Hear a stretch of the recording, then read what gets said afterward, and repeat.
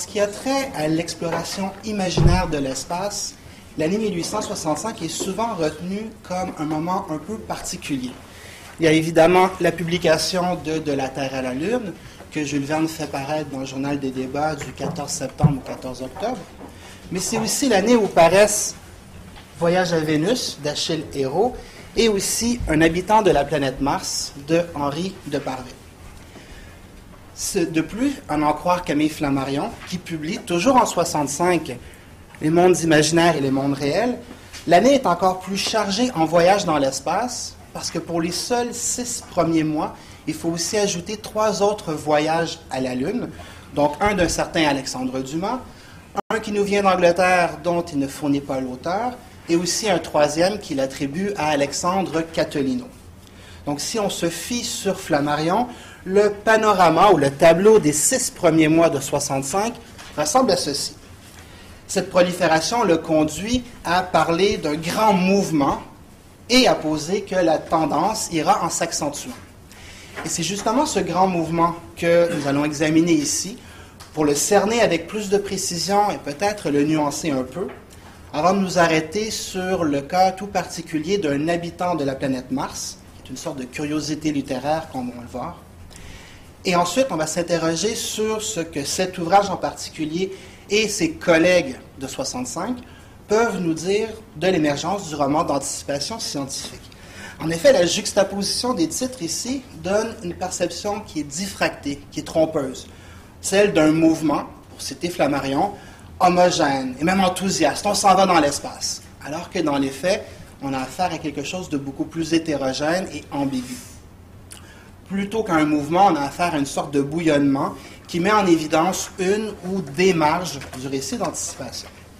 Donc, commençons par présenter brièvement ces ouvrages.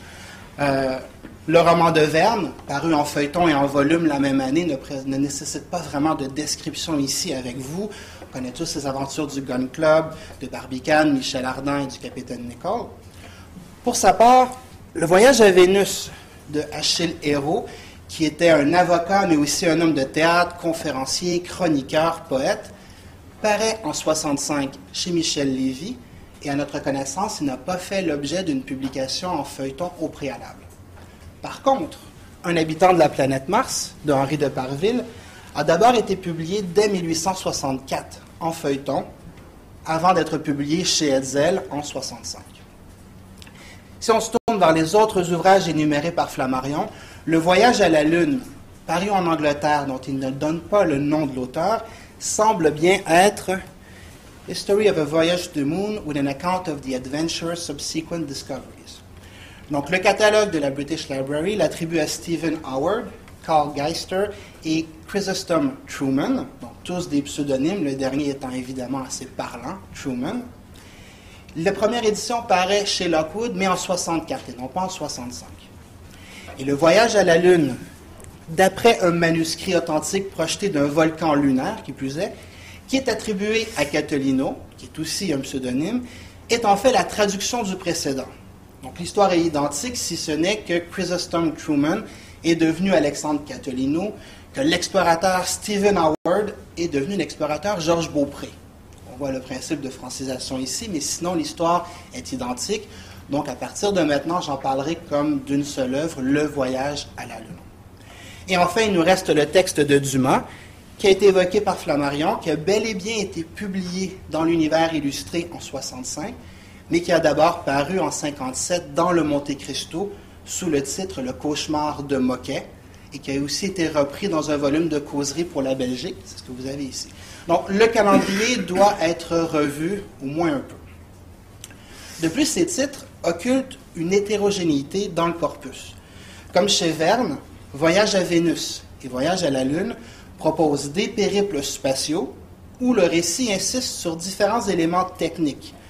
Un chroniqueur de l'époque souligne dans la revue The Reader la parenté du voyage à la Lune, donc celui qui nous vient d'Angleterre, avec le savoir semi-scientifique d'Edgar Allan Poe. On a aussi des diagrammes dans l'ouvrage pour expliquer le fonctionnement du véhicule. Et pour sa part, le véhicule spatial dans Voyage à Vénus préfigure le premier moteur fusée moderne, selon Lucian Boyer. Dans Un habitant de la planète Mars, le récit s'organise s'organisent autour d'échanges scientifiques très techniques suite à la découverte d'une momie martienne. Ces œuvres partagent donc une sorte de veine réaliste qui est toutefois absente du récit de Dumas, qui est un conte, où un garde forestier tombe dans une rivière qui le mène à la Seine, qui le mène à l'océan, et là il est sauvé de la noyade par un aigle qui l'emporte sur la Lune, et il retombe de la Lune et est sauvé par des oies, et c'est l'histoire qu'il raconte au père de Dumas. Donc s'il y a techniquement un voyage sur la Lune, le registre est quand même assez différent. Ce rapide panorama nous fait passer de 6 ouvrages en 6 mois à 4 ouvrages qui partagent plusieurs caractéristiques essentielles en 12 mois. Donc voici ceux que je retiens. La concentration temporelle est tout de même significative, compte tenu des rapprochements à faire entre ces romans et aussi de leurs différences qui ne doivent pas être occultées. C'est maintenant que je vais me pencher un peu plus sur le cas d'un habitant de la planète Mars. Donc c'est un récit épistolaire composé de 14 lettres attribuées à un journaliste qui se rend dans les Rocheuses suite à la découverte d'un aérolithe contenant une momie venant de Mars. Vous avez une reproduction ici. Donc tout ça est présenté dans la première lettre. Dans la deuxième, le journaliste arrive sur place, décrit les lieux, les savants qui y sont, et dans les 12 lettres subséquentes, il rapporte en détail leurs échanges, offrant, et là c'est au choix, soit un récit très réaliste et très technique, soit un roman extrêmement ennuyeux. La discussion se conclut sur le fait que l'aérolithe ne peut venir que de Mars. Donc c'est un roman fondé sur l'idée suivante, et ici on découvrait une momie martienne sur la Terre. Cependant, l'œuvre n'est pas que cela. En effet, le grand dictionnaire universel du 19e siècle, de Larousse, la présente comme un écrit satirique qui a fait du bruit. Et plus récemment, Manuel Cheminot y a vu une caricature féroce du monde scientifique. Ainsi, des passages du roman ont été extraits et republiés ailleurs de façon autonome en tant que satire. On en trouve un tiré de la 3e lettre dans la presse scientifique des Deux Mondes, dans la deuxième moitié de l'année 65. Donc c'est une revue qui a été publiée de 60 à 67. Et dans ce cas-ci, on mentionne le roman, son titre, le nom de l'auteur, et on en extrait ce qui devient un article d'une dizaine de pages qui est intitulé « Croquis à la plume de savants et de journalistes scientifiques », en précisant ceci: la scène est censée se passer en Amérique, mais tout le monde verra la salle des séances hebdomadaires de l'Académie des sciences. Les noms sont spirituellement travestis et chacun saura les deviner. Et donc, c'est un domaine que connaissait bien Deparville. De son vrai nom, François-Henri Peudefer, né en 1838 et mort en 1909, celui-ci a œuvré toute sa vie dans la vulgarisation. La presse scientifique des Deux Mondes, encore elle, le décrit comme ceci: un écrivain aimable, spirituel, superficiel, aimant le bruit, jalousant ses confrères qui composent des annuaires scientifiques tirant à 10 000 exemplaires. Et on ajoute, c'est un écrivain scientifique peut-être un peu frivole, qui doit être lu du beau sexe, plus qu'un vulgarisateur de la trempe de M. Figuier. Ingénieur à la base, journaliste scientifique, Deparville a collaboré à différents journaux, comme le Journal officiel, le Journal des débats, la Science illustrée, et aussi la revue La Nature qu'il a dirigée de 1897 à 1907. Et lui aussi a publié son annuaire qui s'intitulait « Causeries scientifiques, découvertes et inventions, progrès de la science et de l'industrie » de 1861 à 1890, pendant près d'une trentaine d'années. Des causeries qui étaient, selon les témoignages, légères, assez vives et d'une lecture facile. Bref, provenant ainsi d'un vulgarisateur scientifique, la satire que constitue un habitant de la planète Mars devient un roman à clé, brouillant la frontière entre fiction et réalité. Cela d'autant plus que ce roman est aussi, enfin, un canular scientifique.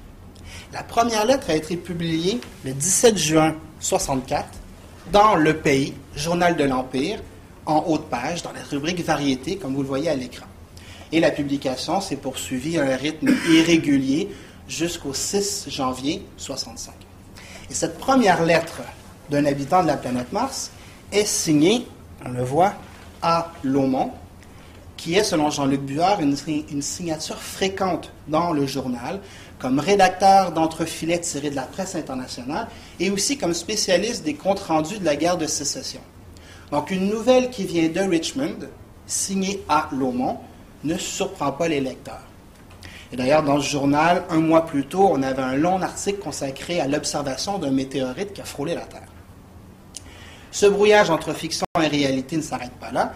Cette première lettre est ensuite reproduite dans d'autres journaux comme un article. Par exemple, dans Le Moniteur de la mode. Donc, on y trouve des chroniques de mode, on y trouve des illustrations, on y trouve des œuvres littéraires, le tout toujours dans une perspective, et je cite, pratique, familiale et moralisante. Mais, en septembre 64, lecteurs et lectrices peuvent lire cette nouvelle de la découverte de la momie aux États-Unis. Et pour seule présentation, on a les phrases qui ouvrent le roman.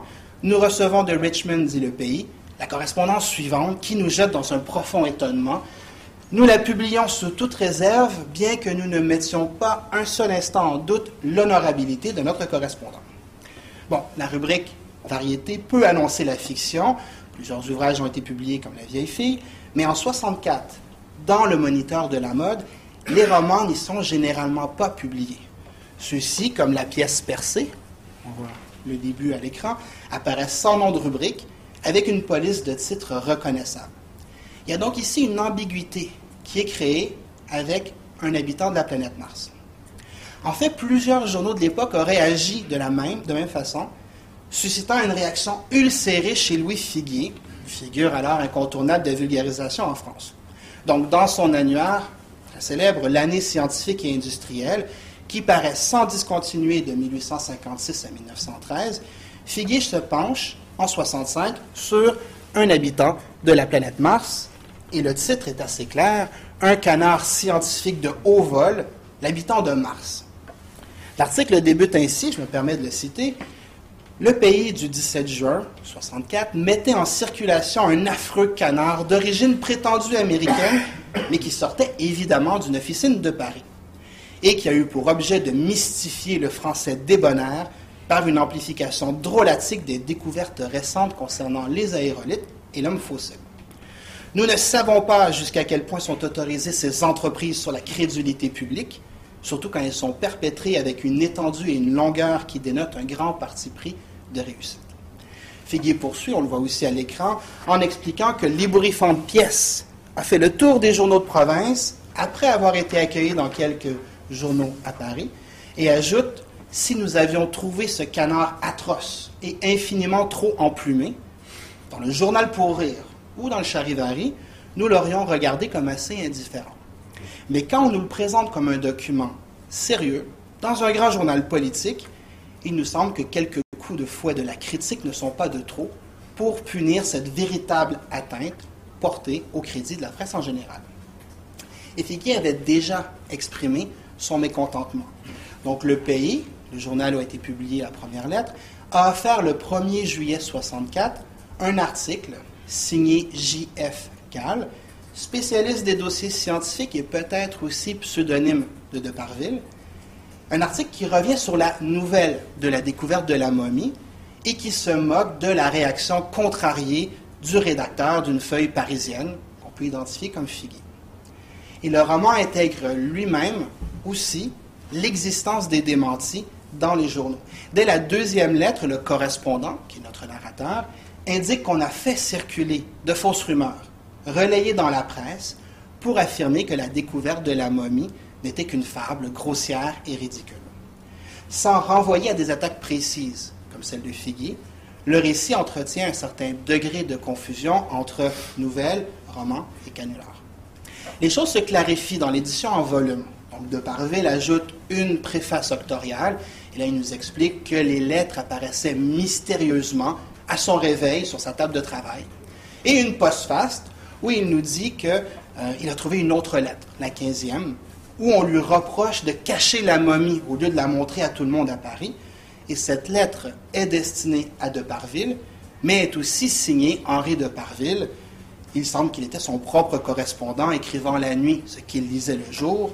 Et le roman se conclut sur une formule de Virgile, qu'on peut traduire en français « heureux qui a pu pénétrer la raison des choses ». Et le tout est daté du 1er avril 1865. Donc à ce moment-là, la plupart des gens avaient quand même fait leur propre opinion. Cependant, cette fameuse première lettre, elle a continué à circuler. Elle a été traduite et publiée dans la presse en Espagne en 68, en Italie en 75, en Argentine en 77. Le Grand Dictionnaire universel, encore lui, y renvoie même dans son entrée Mars, consacrée à la planète, indiquant que le pays, le 17 juin 64, le pays, Journal de l'Empire, annonça d'ailleurs sous toute réserve la découverte d'un habitant de la planète Mars, sans que soit évoquée dans la notice la nature fictionnelle du récit de Deparville. Jean-Luc Buard mentionne aussi qu'en 1910, Pierre Souvestre, qui n'a pas encore écrit la série des Fantomas, fait paraître un conte intitulé Mystère dans le quotidien L'Auto, qui est la réécriture du premier chapitre d'un habitant de la planète Mars. Souvestre paraît se baser seulement sur l'article de journal et même lui accorder un certain crédit. En fait, l'intrigue du roman préfigure une autre histoire qu'on connaît bien, celle de Roswell, l'écrasement supposé d'un ovni au Nouveau-Mexique en 1947. Et on a même repéré le récit de Deparville, cité dans des textes des années 1970 et 80, qui ont été écrits par des ufologues, sans que cette nature fictionnelle soit toujours clairement posée. Par exemple, un ouvrage merveilleux comme celui-ci, Unexplained, Strange Sightings, Incredible Occurrence and Puzzling Phenomena, qui possède une alléchante table des matières. Je n'ai pas pu résister à l'envie de vous la montrer. Il y a plein de sujets de communication ici. Donc, cet ouvrage parle, et j'y reviendrai ensuite si vous voulez, mais parle de la découverte de la momie telle que racontée par Deparville, on a le récit ici, mais n'indique sa nature fictionnelle que du bout des lèvres, après quelques pages, de façon pas tout à fait vraiment tranchée. Ce constat nous ramène au roman d'anticipation et au savoir. Dans les lettres 2 à 14 du roman de Deparville, le récit est totalement dominé par le résumé d'échanges techniques. L'auteur en profite pour faire le point des dernières découvertes de la géologie jusqu'à l'astronomie, de façon en fait à donner une crédibilité maximum à sa fable. Le romancier Deparville disparaît derrière le vulgarisateur. On retrouve ici la division typique qu'identifient Daniel Reichwag et Jean-Jacques dans l'ouvrage « Savant et ignorant, une histoire de la vulgarisation des sciences », la mise en scène de celui qui sait, de celui qui ne sait pas, et aussi d'un narrateur qui est médiateur et organisateur. Et ce n'est pas le seul trait de l'écriture vulgarisatrice qu'on rencontre ici. Le cheminement du savoir dans ce roman est un véritable polylogue, selon la formule d'Yves Jeanneret, polylogue théâtralisé qui présente une véritable spectacularisation de la science, selon un lieu commun tout à fait familier. Un néophyte est placé dans une salle de spectacle, ici la salle où débattent les scientifiques, et se voit présenter les gens qui y sont et expliquer leurs interactions. Ici, le lecteur rencontre toutefois des scientifiques ridicules, des savants à idées fixes, un peu à la Verne, et des excentriques. En fait, dans Un habitant de la planète Mars, la plume vulgarisatrice et satirique se développe aux dépens de celle du romancier qui crée des aventures. Ce récit n'offre pas de péripéties dramatisées. Le voyage, il n'y a pas de voyage dans l'espace, il est déjà fait, le voyageur est mort. Il n'y a pas non plus de surprise ou d'aventure dans le périple dans l'Ouest, il n'y a pas de rencontre réelle avec une civilisation extraterrestre. Le récit se résume à des discussions opaques. À un moment, le narrateur pense que la momie s'est réveillée, mais non, l'idée est rapidement évacuée. La seule véritable tension narrative concerne la capacité des scientifiques à établir l'origine de la momie, question un peu inutile pour les lecteurs en raison du titre. La différence avec De la Terre à la Lune apparaît clairement. Le roman de Verne présente un équilibre entre explications scientifiques et aventures, péripéties, qui doivent créer une certaine tension. On pense au duel entre Nicole et Barbicane ou même au lancement du projectile. Un habitant de la planète Mars est dépourvu d'un tel équilibre et se situe résolument du côté de la diffusion du savoir. Bien que le voyage à la Lune, celui qui nous vient d'Angleterre, présente un petit peu plus de péripéties que le roman de Deparville, le véhicule spatial s'écrase sur la Lune, les voyageurs croient seulement avoir à combattre les habitants, il délaisse tout de même aussi l'aventure pour l'explication. Même constat à propos du voyage à Vénus, où les péripéties sont très rares. Le voyage se passe sans encombre à l'aller et au retour, quand même, et la réception par les Vénusiens est non seulement très pacifique, mais extrêmement polie.